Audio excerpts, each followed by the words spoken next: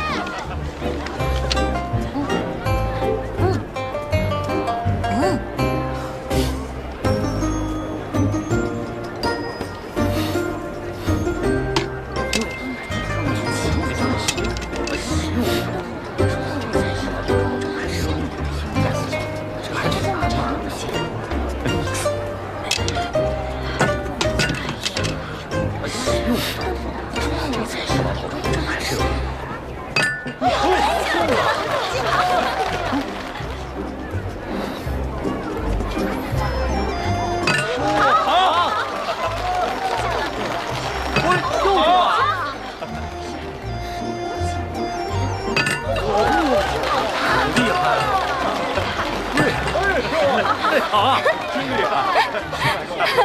哎，走过路过别错过啊！上好的和田玉啊，玉的投行了，过来看看啊！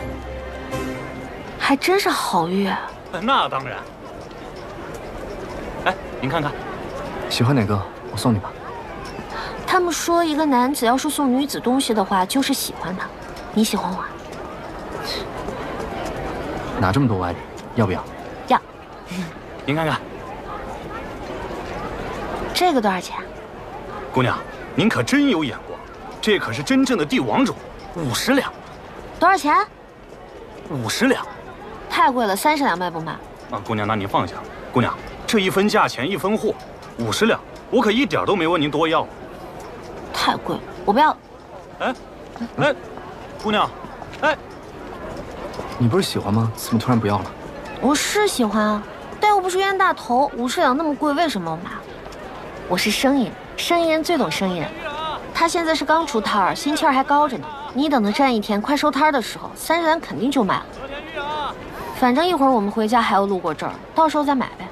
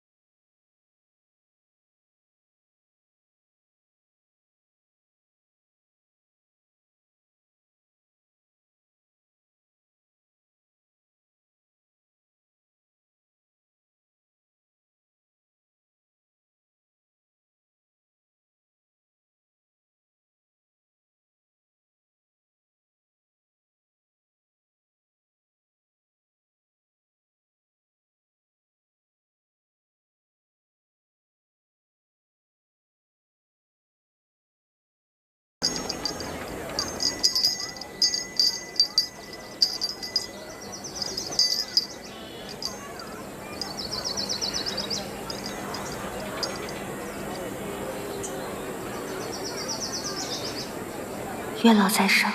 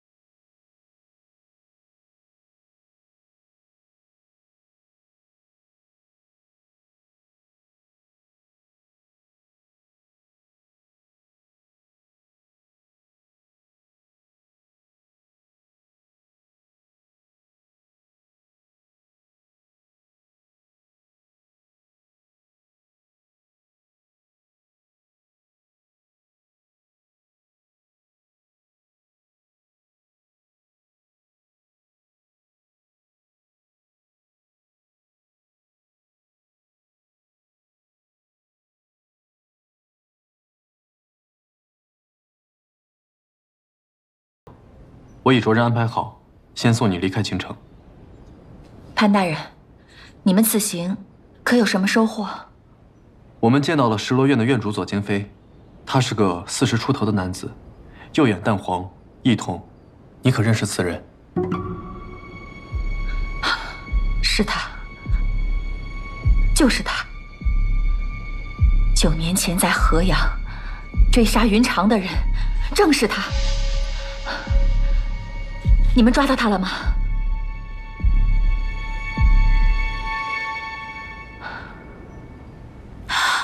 不过我们现在已经知道了左京飞的样貌，而且也查到其实水波纹就是羊角纹。只要继续这样查下去，肯定可以救出幕后主使的。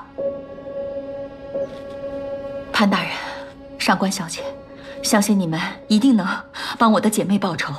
我等你们的好消息。咱们接下来怎么查？你有什么主意吗？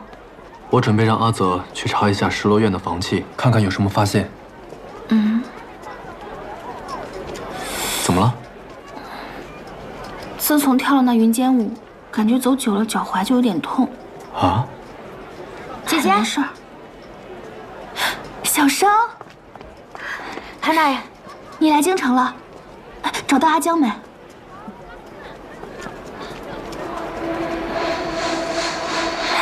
走。那不是上官小姐吗？她旁边的人是潘越。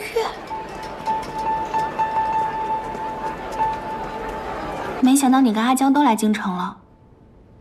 他不告而别，有没有留下什么线索？什么都没有，就那么走了。他来京肯定是替父报仇，他刻意疏远，那肯定是不想牵连你。姐姐，我真的担心他有危险。你放心，我们肯定会找到他的。啊，你呢？接下来有什么打算？我就待在这儿吧，我担心他回来找不到熟悉的人。反正他总会回来的，对吧？宁可做过后悔，也别错过后悔。你说的吗？今天在这吃饭吧。好啊，那我出去买点酒菜。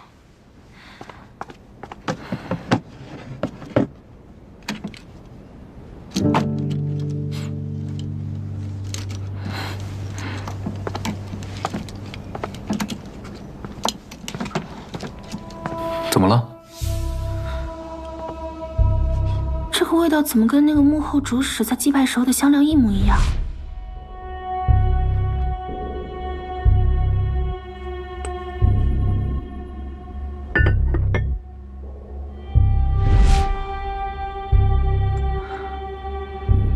小生，这种香料很少见，你从何得来？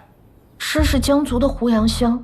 我发现京城的达官贵人们不喜欢买玉镯子，反而喜欢用香料，所以就找了一个江族女子进了这些货。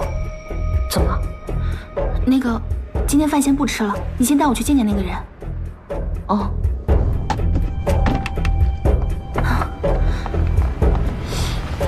姐姐，这位就是卖我胡杨香的那位江族掌柜，我已经跟他说了，你有没有什么想问的，直接问就行。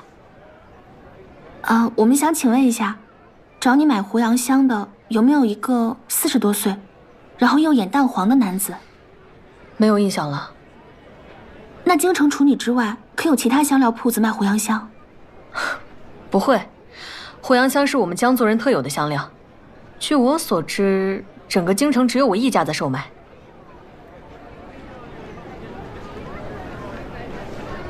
麻烦您看一下这个图案，跟你们江族可有关系？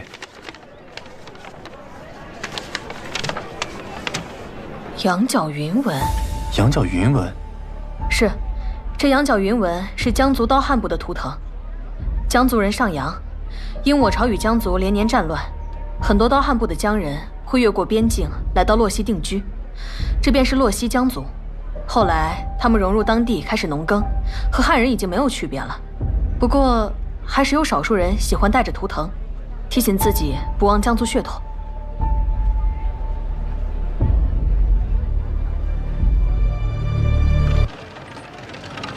如此一来，这一切便串联起来了。我朝与江族连年开战，不少江族人迁至洛溪定居，那幕后之人想必也是其中之一。他们以羊角云纹为徽记，在河阳培养自己的势力，又与江族勾连，利用河阳的码头，将轻盐走私进中原，谋取巨利。他们经营了10多年，又有源源不断的财富开路，应该身居高位。我们是不是应该查一查洛溪籍的高官，就能找到他？迁至洛溪的江族人都被划为了军户，他们骁勇善战，朝廷用他们打仗，却又担心其中会混入奸细，便立下了一个不成文的规定，不与洛溪籍的官员有升迁的机会。那看来这个幕后之人很可能私下偷偷换过籍贯。十有八九，根据云长姑娘写的告密信，这个官员应该是在10年前调任的京官，且势力庞大。如此可以推断，他的应招入伍时间应该是在景昌10年到20年之间。我让阿泽再去兵部查一下，咱们再做下一步打算。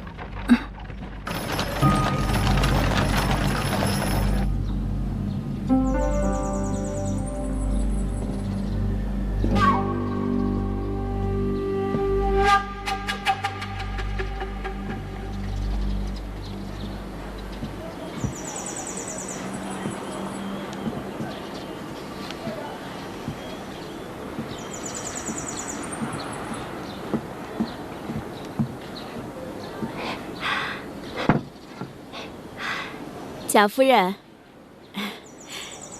您看看这些花，都是花圃匠人近期新培的，看看可还入眼？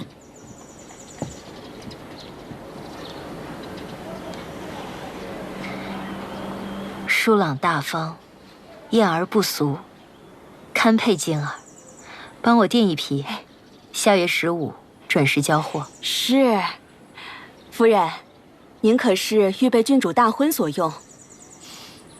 寻常绢花过于流俗，届时我想用鲜花点缀喜堂。好嘞，这就去安排。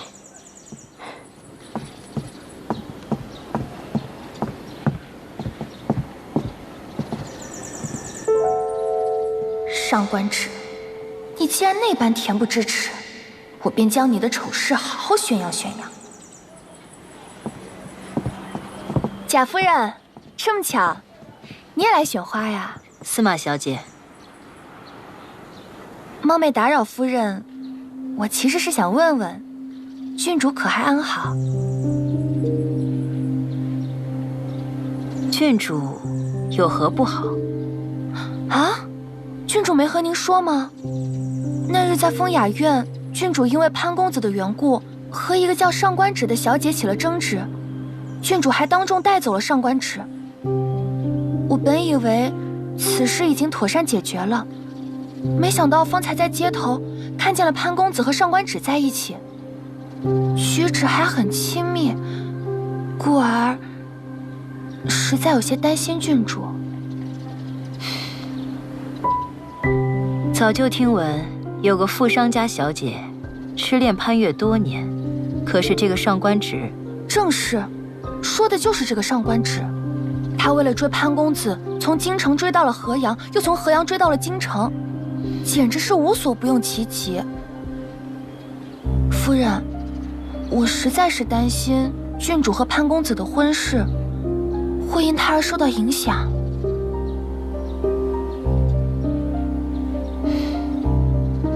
司马小姐，人后莫论人是非。潘越是我未来妹夫，我相信静儿的眼光。他们的婚事，岂是一个区区的商贾之女可以影响的？方才这些话，你以后就不要随意再拨弄了。是。善儿，回府。是。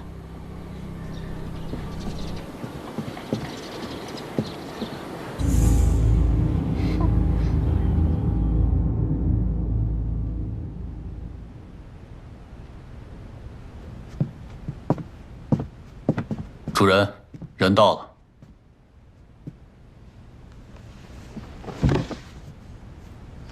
卓兰江，拜见主人。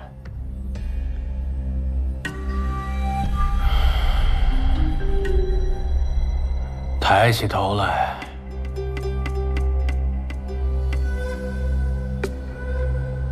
我第一次见你爹的时候，就是你这般年纪。你跟那时候的他呀，还真是一模一样啊。起来吧。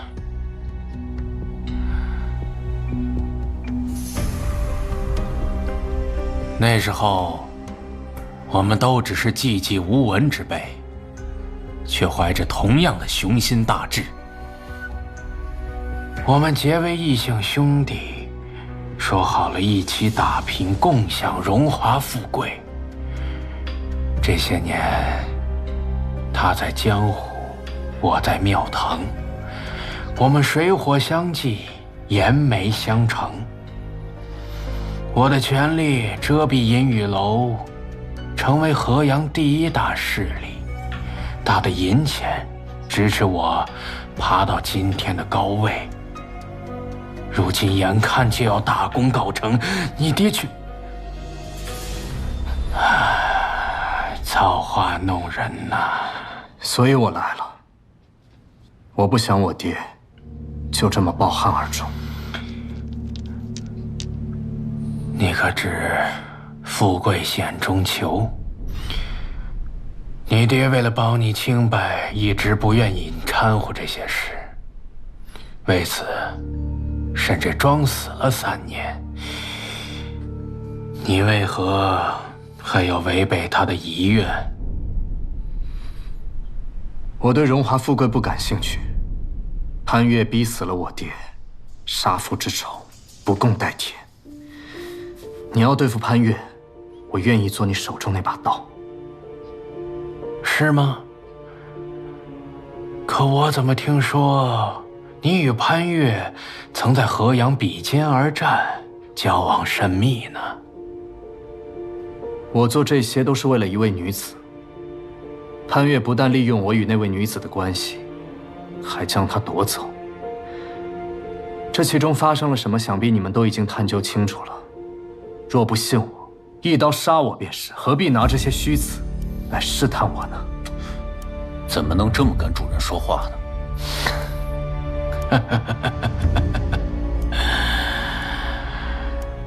初生牛犊，少年意气，不错，颇有你父亲当年之风啊。既然你这么恨潘越，那我就给你一个机会，让你亲手报了这弑父夺妻之仇。公子，这是方才门上的帖子。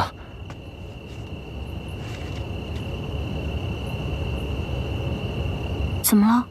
贾夫人设宴，邀我前去。贾夫人？哦，郡主的姐姐，太尉贾全的夫人。奇怪，若是商议婚礼的事，应该邀请我父亲一同前往，可为何单单请我一个人，还特意写明是家宴？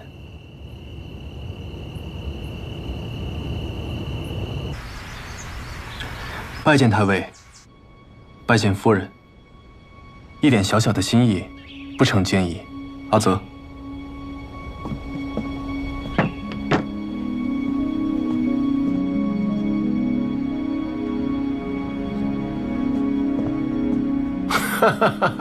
潘公子，咱们很快就是一家人了，何必如此多礼呀？早就听闻潘公子是人中龙凤，仪表不凡。今日一见，果然名不虚传。难怪晶儿对你如此钟情。夫人过誉了，能得郡主的青睐，是潘某的荣幸。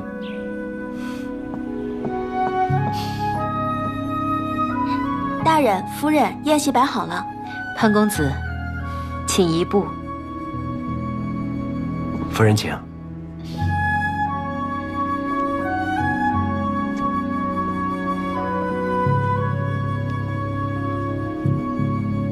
令姐为何突然请我上门？事发突然，我也是今早才知道的。既来之，则安之吧。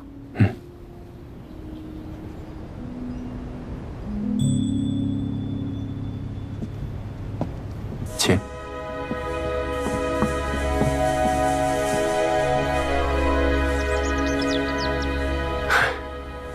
今天啊，没有外人，这就是一顿普通的家宴。潘公子，怎么舒服怎么来，千万别拘着啊。是。虽是家宴，但来者是客。潘公子，我敬你一杯。啊，对，夫人说的对，来，潘公子敬你。谢太尉，谢夫人。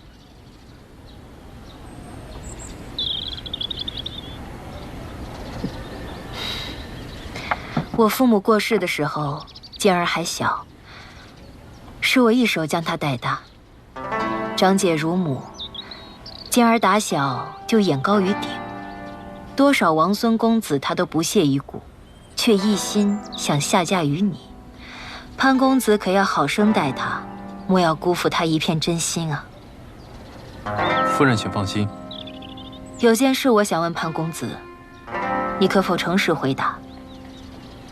夫人但问无妨。近日我听了一些传言，说你与一位上官小姐纠缠不清，可有此事？姐姐，你不要听信外面那些市井谣言，都是小人杜撰。若只是谣言，你又为何与他在风雅院争风吃醋？上官小姐与我自小便相识，我与她的兄长亦是知己好友，所以两家来往频繁了些。这些我与郡主都解释过，相信以夫人的见识和心胸，自有明断。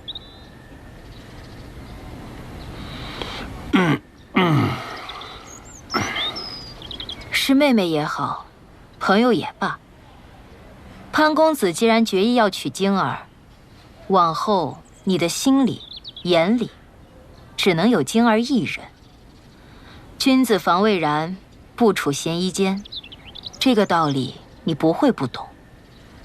我不希望晶儿往后的生活，成为别人茶余饭后的谈资。你尽快与他断绝往来，这样对潘公子、对晶儿，或是对那位上官小姐的清誉都好。潘公子，你说呢？夫人请放心，潘越知道该怎么做。哎呀，夫人，能不能先吃菜啊？你看这桂花鲜蒸的鲈鱼啊，这放凉了可就腥了啊！来，你看，来，这是你最爱吃的鲈鱼脸，尝尝。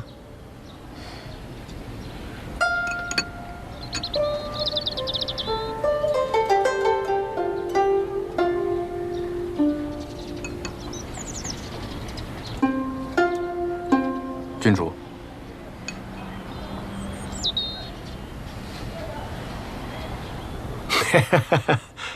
潘公子啊，我以前呢见过潘公子的画，当时我就觉得这个人啊胸有丘壑，没想到啊这有一天居然还成了晶儿的夫婿了，这真是有缘千里来相会呀！啊，太尉过誉了，太尉和夫人才是佳偶天成。啊，那是。当时我认识夫人的时候啊，我还是一个不起眼的行伍之人。谁能想到啊，我还能娶她为妻？好了，说这些做什么？也不怕潘公子笑话。来，吃菜。来，吃菜。来，潘公子。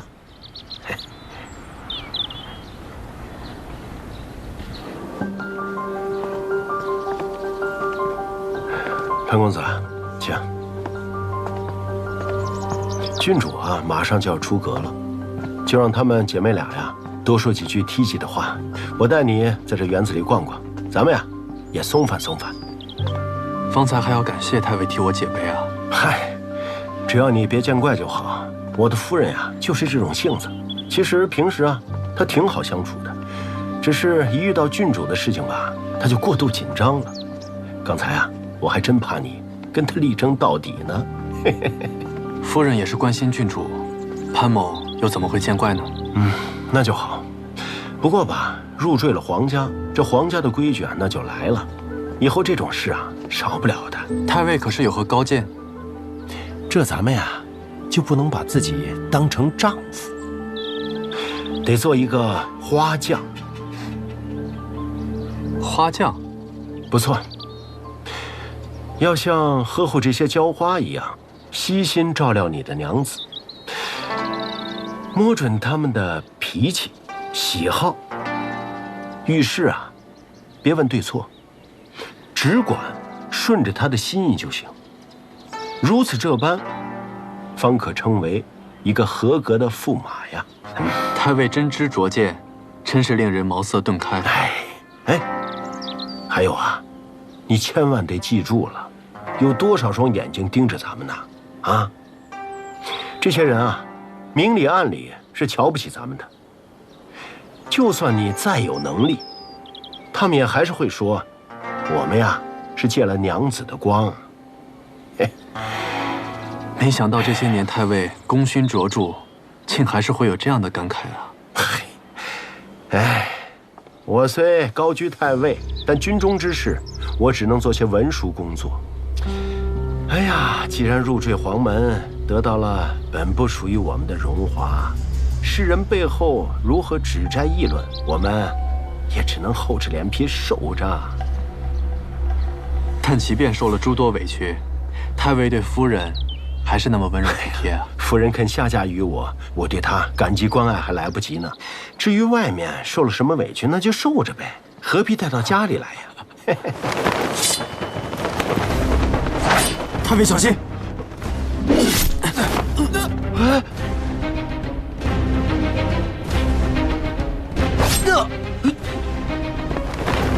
潘公子，快来人！潘公子，潘公子！大人，快传太医！是。潘公子，小姐怎么了？没事。也不知怎么回事，今天总是心神不宁。哎，灵儿，门上还没有我的口信吗？刚刚才去问过，没有。已经戌时，潘越去太尉府赴宴，怎么也该回来了。小姐，不好了！太尉府刚刚传来消息，潘公子遇刺了。什么？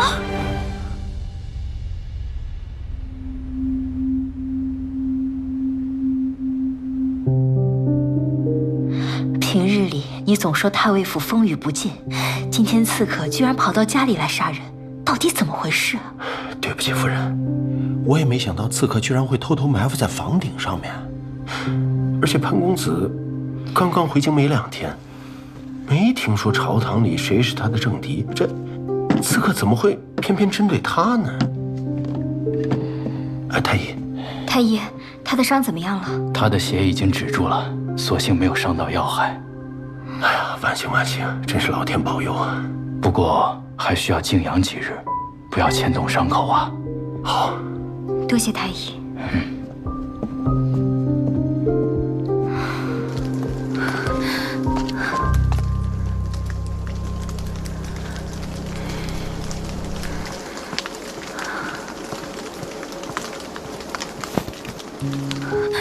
阿泽，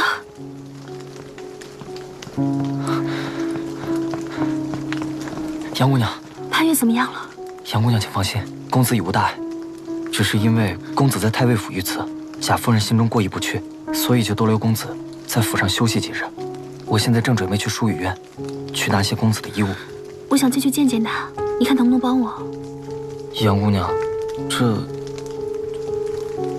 公子遇刺之后，尤其是公子的房间，太尉府已经增强了戒备，所以时刻都会有人把守。我想有个人应该可以帮我。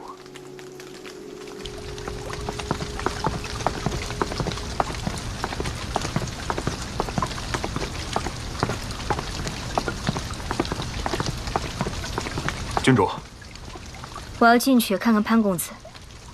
是。你们先下去吧，有事再唤你们。是，郡主。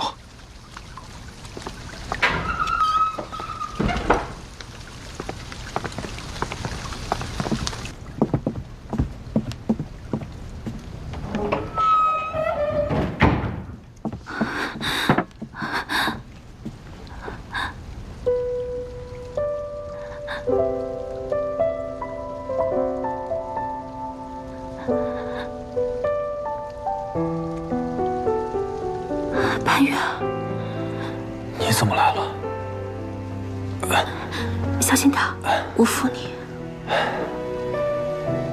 你胆子也太大了，若是被贾夫人撞见，定会为难你。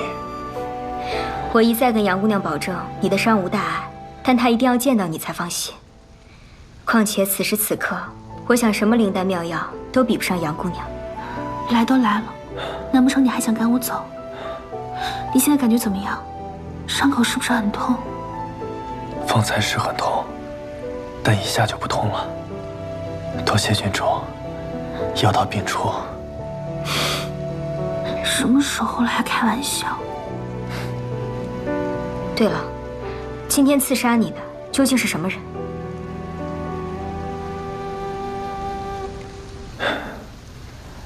是卓兰江。阿江，你先听我说。当时那一剑刺来，我也无法躲避。若他真的想杀我，以阿江的武功，我绝无生还的可能。所以我想，他并不是真的要杀我。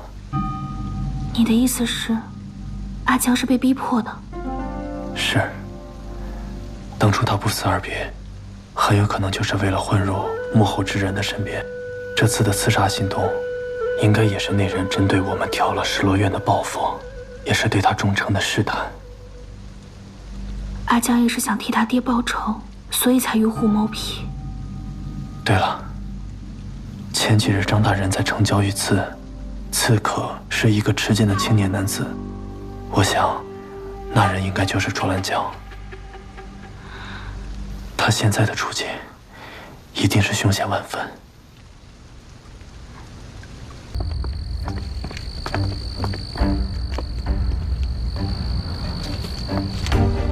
陈掌员原来一直藏在这里。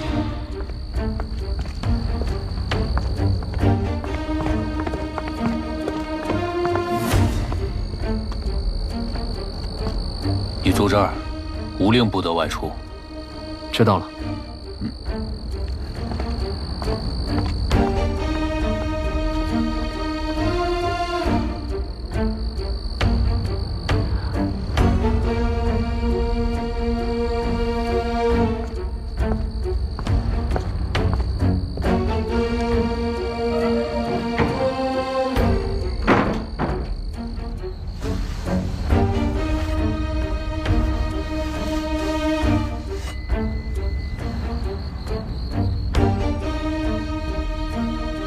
他还没有完全信任我，得等待时机，一击致命。